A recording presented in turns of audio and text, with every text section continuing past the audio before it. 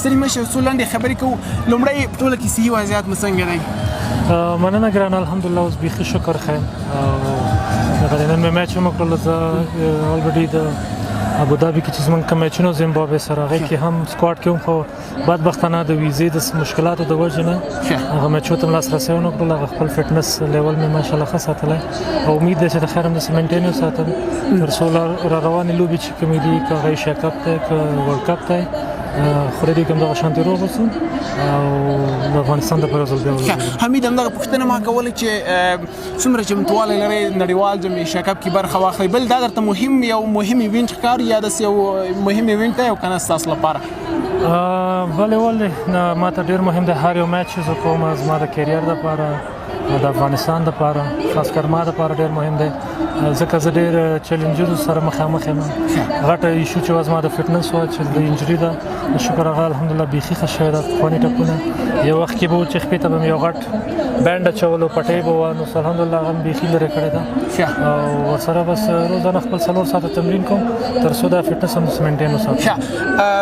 یو پوښتنه چې ډېری هیوادوالو سره پیدا کېږي هغه دا ده چې حمید حسن تر اوسه پورې د حمید حسن ځایناسته یا مثلا جوړه یا بدیلې پیدا شوي په افغان کرکټ کې او که نه داسې څوک وینئ چې حمید حسن ځای به تشه به ډکه کړي؟ خدای دې پیدا کړي، خدای دې ما نه ښه پیدا کړي. ځکه موږ یو ته نه، دوه ته نه، بلکې درې 4-5 داسې بالرانو ته ضرورت لرو چې دوه دې په میچ کې، یو درته په بنچ ناست وي، 2-3 دلته درته په کور کې منتظر وي. خو که خدای نه خاصه کوم لوبغاړی انجري کېږي چې ته د هغې ریپلیسمنټ ولرئ. خو بیا هم الحمدلله زموږ دا نوي ځوانان اوس هم ډېر ښه دي ماشاءالله، نور هم ښه کېدی شي. بس چې لږه خواري پرې نوره وشي، دوی خپل هم لږه باید خواري وکړي. یوازې دا نه ده ځکه کرکټ بورډ دوی ته هره زمینه برابره کړې ده، هغه بیا د لوبغاړي پورې اړه لري. زما پوښتنه دا وه چې څوک پیدا شوی تر اوسه او که نه چې د حمید حسن ځای ناستی شي؟ زه چې څومره ګورم او دغه خپل کسانو کې چې کله بالینګ کوو نو خدای شته، دوی هم دا وایي چې حمید لاله وایي جوړه دې نه پیدا کېږي. موږ تا ته وایي ګورو، موږ هم دې فکر کوو چې مطلب ولې ستا غوندې تیز بال نشو کولی. سپیډ چې دی دا یو قدرتي شی دی، الله تعالی انسان ته ورکوي. که بالینګ دی که هغه د بیټینګ سکلز وي، خو دا یو د الله طرف نه یو تحفه وي. خو هوښیار سړی هغه دی چې په هغې خواري وکړي، محنت وکړي.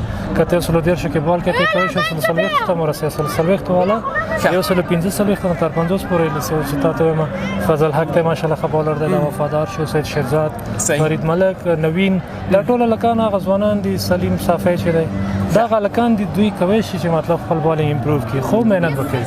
حمید ته نور څو کلونه پاتې دي د ریټایرمنټ یا تقاعد له کرکټ د لرې کېدو لپاره؟ چا خبره لا خو ماشومان یو.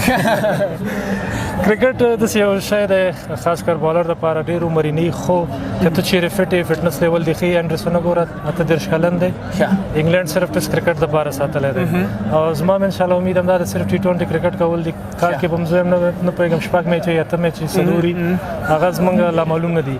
صرف T20 کوم چې تر څو جوړ یم فټ یم خپل کرکټ به کال 2-3-5 داسې خو به مو په نظر کې نیولي دي؟ والله اعلم، خو مطلب 2 کاله 3 کاله همدومره شاید وسي. بله دا چې د کوچینګ دنده مو افغان ملي لوبډلې سره ترسره کړه، څنګه تجربه وه؟